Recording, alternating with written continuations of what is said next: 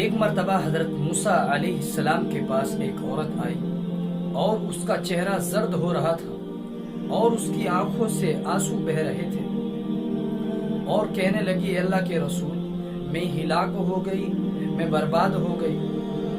اللہ کے رسول نے اس سے پوچھا کہ آخر کیا ہوا؟ اس عورت نے بتلایا، اے اللہ کے رسول، آپ میرے لیے دعا فرما دیں تاکہ اللہ تعالیٰ مجھے معاف فرما دے۔ اللہ کے رسول نے فرمایا کہ آخر کیا گناہ ہوا ہے جو آپ دعا کر رہے ہیں؟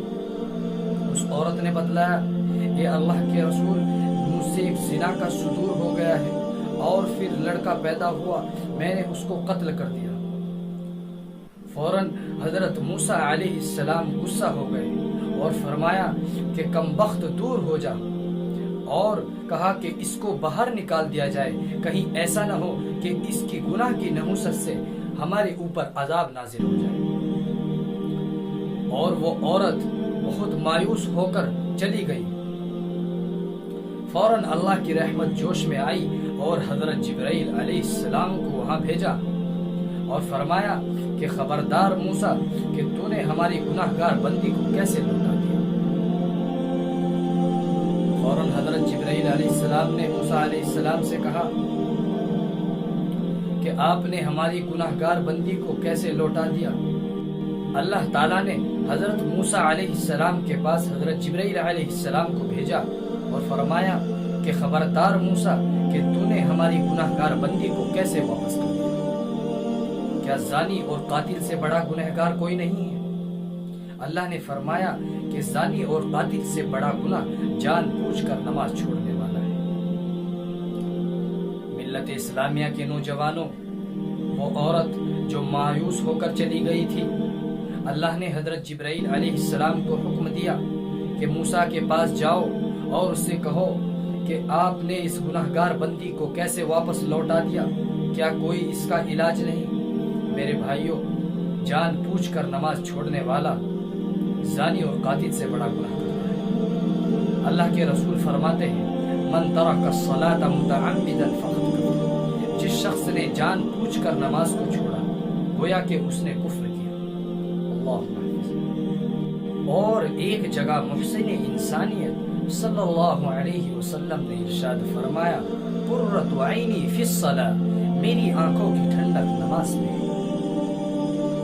جب کوئی نبی کا امتی نماز پڑھتا ہے تو گویا کہ حضور صلی اللہ علیہ وسلم کی آنکھوں کو ٹھنڈک پہنچاتا ہے، اور جو کوئی شخص نماز کو چھوڑتا ہے گویا کہ حضور صلی اللہ علیہ وسلم کو تکلیف پہنچاتا ہے۔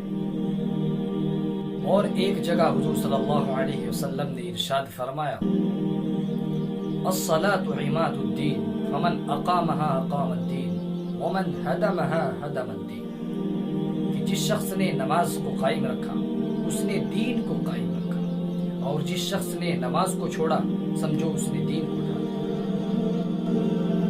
میرے عزیزو، حضرت عمر فاروق رضی اللہ عنہ کی خلافت کا زمانہ ہے۔